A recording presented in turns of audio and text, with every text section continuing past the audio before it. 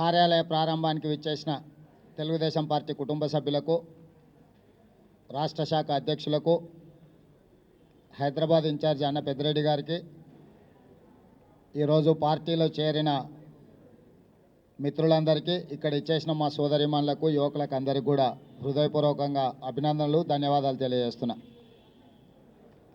మిత్రులారా, ఈరోజు తెలంగాణ ప్రజలు తెలంగాణ ఉద్యమం సందర్భంగా రేగిన భావోద్వేగాల నుంచి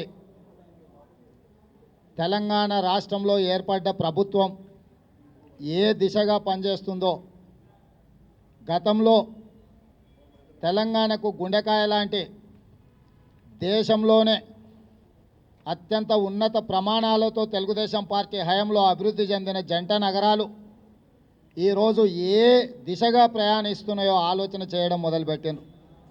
ఒక జంట నగరాలే కాదు, తెలంగాణ మారుమూల ప్రాంతంలో, తండాలలో, గూడాలలో, గ్రామాలలో ఈరోజు పేద ప్రజలు గతంలో కంటే కూడా నిర్లక్ష్యానికి గురై అరణ్య రోదనగా మిగిలిపోయింది వాళ్ళ బాధలు. ఈరోజు ఎవరికైనా చెప్పుకుందామంటే, ఈ సందర్భంలో తెలుగుదేశం పార్టీ బలహీన వర్గాలకు, ఆడపడుచులకు, యువకులకు, రైతులకు, గిరిజనులకు, దళితులకు వేదిక.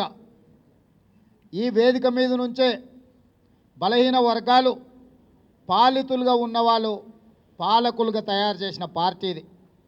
చదువుకుంటున్న విద్యార్థులను, మోత్కుపల్లి నరసింహన్న లాంటి వాళ్ళను ఉస్మానియా యూనివర్సిటీ విద్యార్థి దశ నుంచి శాసనసభ్యుడే కాదు, రాష్ట్రంలో అత్యంత కీలకమైన శాఖలు నిర్వర్తించే మంత్రిగా తెలుగుదేశం పార్టీ చేసింది.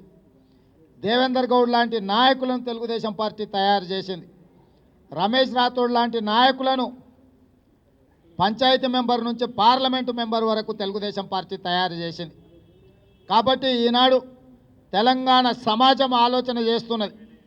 నిజంగా బలహీన వర్గాలకు కానీ, చదువుకున్న విద్యార్థులకు కానీ, ఆడపడుచులకు కానీ ఏదైనా అసలు వేదిక ఉన్నదా, ఈ ప్రభుత్వంలో ప్రాధాన్యత ఉన్నదా అని. భావోద్వేగాలకు కొంతమంది, ఒత్తిడికి కొంతమంది, బెదిరింపులకు ఇంకొంతమంది, ఆర్థిక లావాదేవీలకు ఆశపడి కక్కుర్తిపడి ఇంకొంతమంది టీఆర్ఎస్ పార్టీలో చేరడం జరిగింది వివిధ పార్టీల నుంచి.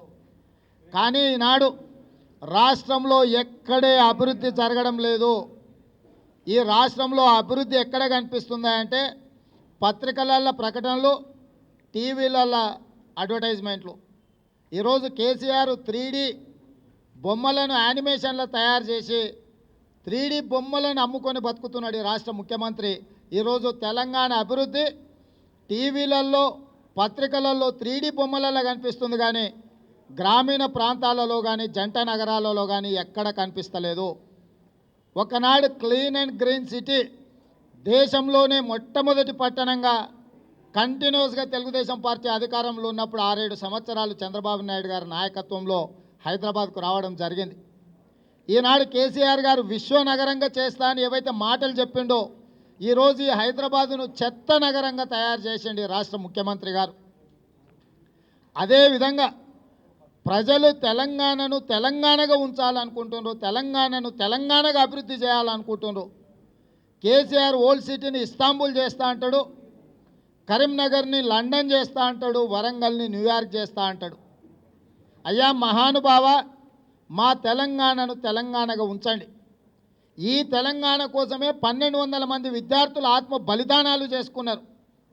ఏ తెలంగాణకైతే సంస్కృతి ఉన్నదో, సాంప్రదాయాలు ఉన్నాయో, ఏ తెలంగాణ 400 సంవత్సరాల క్రితమే అభివృద్ధి చెంది దేశంలోనే 5 నగరాలు ఉంటే అందులో ఒక నగరంగా 400 సంవత్సరాల క్రితమే హైదరాబాద్ నగరం జంట నగరాలు ఉన్నాయి.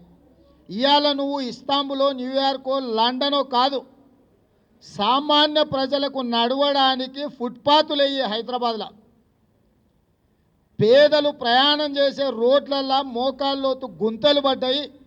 ఆ గుంతలను పూడ్చండి. ఉదాహరణే శ్రీనగర్ కాలనీ. సంబంధిత శాఖ మంత్రి కేటీఆర్ గారు వచ్చి ఆ గుంతల్ని చూసి మొదటిసారి ఆయన గుంతలు చూసినట్టుగా నటించి తక్షణమే వీటిని చేస్తా అన్నాడు. కానీ 60 రోజులైనా ఈ రోజు వరకు తట్ట మట్టిపోయలే. 3 రోజుల క్రితం మున్సిపల్ కమిషనర్ వచ్చిపోయిండు. ఆయన ఏదేదో చెప్పిపోయిండు. ఇప్పటికీ కూడా అక్కడ ఏమీ జరగడం లేదు.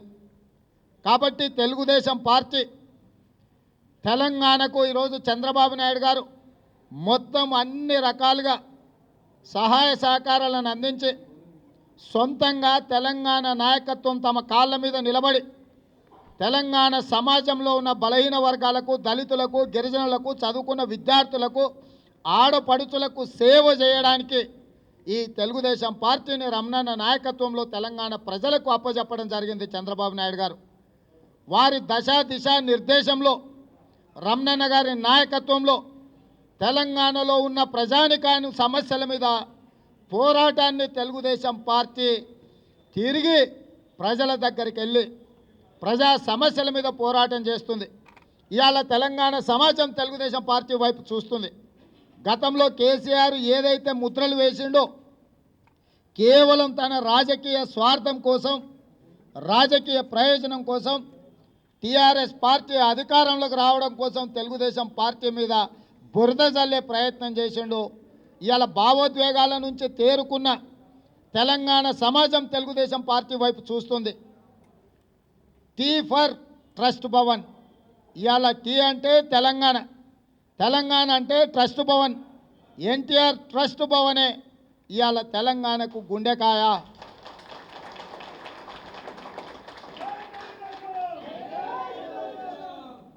ఈ గుండెకాయ నుంచే తెలంగాణ సమాజానికి వైద్యం చేస్తాం, చికిత్స చేస్తాం.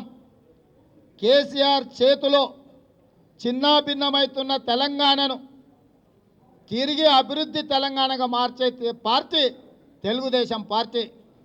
ఇవాళ తెలంగాణ ప్రజలు అభివృద్ధి కోరుకుంటున్నారు. తెలంగాణ ప్రజలు తెలుగు ప్రజల మధ్యలో వైషమ్యాలను పెంచి పోషించడాన్ని హర్షించడం లేదు. ఇవాళ తెలంగాణ సమాజంలో తెలుగు ప్రజలు కలిసి ఉంటున్నారు.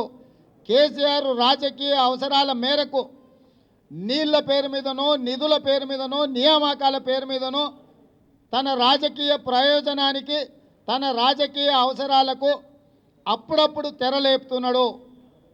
కాబట్టి ఇవాళ తెలంగాణ సమాజం కేసీఆర్ రాజకీయ అవసరాల కోసం కాదు, 1200 మంది విద్యార్థులు ఆత్మ బలిదానం చేసుకున్నది తెలంగాణ ప్రజలకు, తెలంగాణ రాష్ట్రం కోసం తప్ప కేసీఆర్ను ముఖ్యమంత్రిని చేయడానికి, హరీష్ రావు గారిని, కేటీఆర్ను మంత్రులను చేయడానికి, వారి కూతురిని ఎంపీని చేయడానికి తెలంగాణ బిడ్డల ఆత్మ బలిదానాలు చేసుకోలేదు. ఇవాళ తెలంగాణ సమాజం వీటన్నిటి పట్ల అప్రమత్తమై ఆలోచన చేస్తున్నది.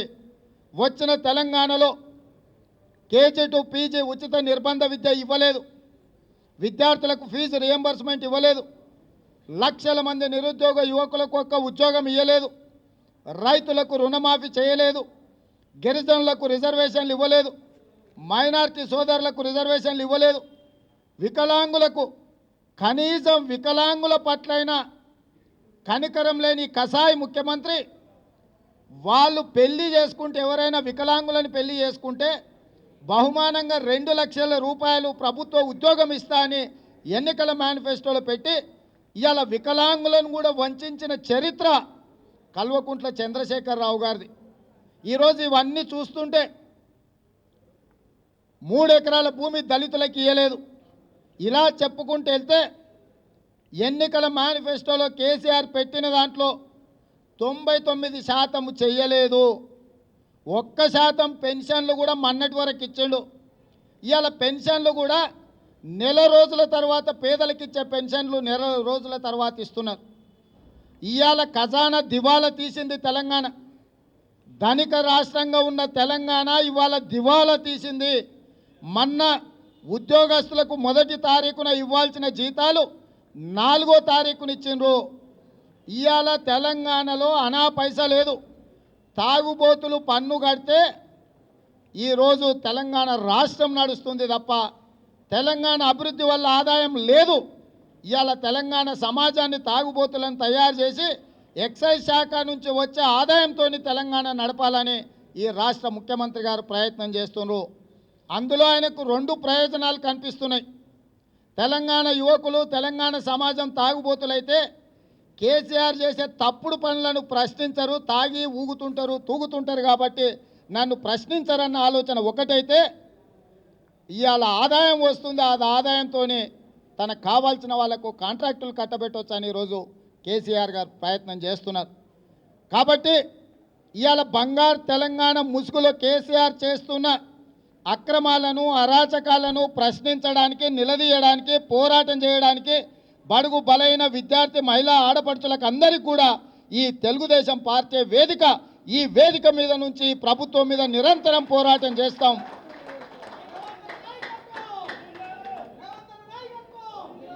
రమణన్న, మోత్కుపల్లి నరసింహన్న, పెద్దిరెడ్డన్న లాంటి సీనియర్లు, అనుభవజ్ఞులు పరిపాలనలో మంత్రులుగా, పార్లమెంటు సభ్యులుగా తెలంగాణ ఆదాయాన్ని ఏ సంక్షేమ పథకాల మీద ఖర్చు పెట్టాలనో, ఏ అభివృద్ధి పథకాలు చేపడితే తెలంగాణకు పూర్వ వైభవం వస్తుందో అవగాహన ఉన్నవాళ్ళు రావుల చంద్రశేఖర్ రెడ్డి గారు లాంటి నాయకులు, రమేష్ రాథోడ్ లాంటి నాయకులు తెలుగుదేశం పార్టీలో ఉన్నారు.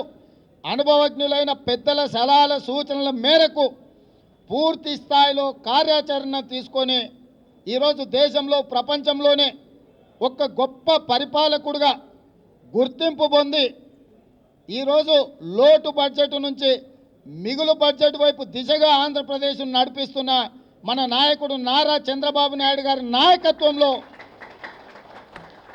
తెలంగాణకు పూర్వ వైభవం తీసుకొస్తాం. అయితే ఇవాళ ప్రదీప్ ఒక ఉదాహరణ. ఒత్తిడి చేసి మనం అధికార పార్టీలకు పోతేనే అభివృద్ధి జరుగుతుందని చెప్పి, నిజంగానే మనకు ఓట్లేసిన ప్రజలకు మనం సేవ చేయాలి, ఆ పార్టీలో చేరితే అభివృద్ధి జరుగుతుందేమో అని చెప్పి భావోద్వేగంతో ఆ పార్టీలోకి వెళ్ళడం జరిగింది. అక్కడ పరిస్థితులు, వాస్తవ పరిస్థితులను ప్రదీపే వివరించడం జరిగింది. బామ్మార్దుల మధ్యలో పంచాయతీలో ఒకరిని కలిస్తే ఇంకొకరు కక్ష సాధిస్తుండ్రు. ముఖ్యమంత్రి గారిని కలవాలంటే అసలు అపాయింట్మెంటే లేదు, అక్కడ పరిస్థితులు లేవు, అధికారంలో పట్ల అవగాహన లేదు, అధికారుల మీద పట్టు లేదు ఈ ప్రభుత్వానికని తను చెప్పడాన్ని చూస్తుంటే ప్రదీప్తో మొదలైంది. ఎవరైతే తెలుగు తమ్ముళ్ళు దారి తప్పినరో, తెలుగు తమ్ముళ్ళందరూ కూడా జనజీవన స్రవంతిలోకి వస్తున్నారు. ఇవాళ జనాల వైపుగా, జనాలతో ఉండి జనాల సమస్యల మీద పోరాటం చేయడానికి నడుం బిగిస్తున్నారు. అలాంటి తెలుగు తమ్ముళ్లను, సోదరులను అందరిని కూడా స్వాగతిస్తున్నాం. మన పార్టీ తెలుగుదేశం పార్టీ, మన ప్రాంతం తెలంగాణ ప్రాంతం. ఇవాళ ఈ పార్టీ మనది, పేదల పార్టీ. ఈ పార్టీని నిలబెట్టుకునే బాధ్యత పేదల మీద, బలహీన వర్గాల మీద ఉంది. ఈ బలహీన వర్గాల వేదిక నిలబెట్టుకోవాల్సిన బాధ్యత బలహీన వర్గాల మీదనే ఉన్నది. యువకులకు అవకాశాలు ఇచ్చిన పార్టీ ఇదే కాబట్టి యువకులు కూడా ముందుకొచ్చి రేపు రాబోయే ఎన్నికలలో యువతకు అత్యంత ప్రాధాన్యత ఉంటుంది. ఇవాళ ప్రజా సమస్యల మీద ఎవరైతే పోరాటం చేస్తారో, ఈ 2.5 సంవత్సరాలు 3 సంవత్సరాలు ప్రజలలో మమేకమై ప్రజల కోసం, ప్రజా సమస్యల మీద ఉద్యమాలు చేస్తారో, ప్రజల పక్కన నిలబడి తండాలలో, గూడాలలో, పల్లెలలో, పట్టణాలలో, బస్తీలలో తిరిగి ప్రజలలో మమేకమైన యువకులకు తెలుగుదేశం పార్టీ అత్యధిక ప్రాధాన్యతనివ్వడానికి నారా చంద్రబాబు నాయుడు గారి నాయకత్వంలో మహానాడులో తీర్మానం జరిగింది. కాబట్టి యువకులను అందరినీ కూడా, తటస్థమైన యువకులను కూడా ఆహ్వానిస్తున్నాం. తటస్థమైన యువకులు కూడా ఈరోజు తెలుగుదేశం కుటుంబంలో చేరి తెలంగాణ సమాజం కోసం పనిచేయండి. మిమ్మల్ని అందరినీ కూడా నారా చంద్రబాబు నాయుడు గారు, నారా లోకేష్ గారు ప్రోత్సహిస్తారు, తప్పకుండా అవకాశాలు కల్పిస్తారు. ప్రజల కోసం పనిచేసేటోళ్ళే మాకు బంధువులు, మాకు కుటుంబ సభ్యులు తప్ప మాకేదో బంధుత్వాలో ఇంకోటో ప్రాతిపదిక కాదు. ప్రజలలో ఉన్నోళ్ళే తెలుగుదేశం పార్టీకి బంధువులు, తెలుగుదేశం పార్టీ కుటుంబ సభ్యులు. కాబట్టి ఇవాళ తెలంగాణ మొత్తం నారా చంద్రబాబు నాయుడు గారు, అదేవిధంగా లోకేష్ గారు, ఎల్రమణ నాయకత్వంలో మనందరం కలిసికట్టుగా పనిచేద్దామని చెప్పి మిత్రులందరికీ తెలియజేస్తూ సెలవు తీసుకుంటున్నా. జై హింద్, జై తెలుగుదేశం. నారా చంద్రబాబు నాయుడు గారి నాయకత్వం.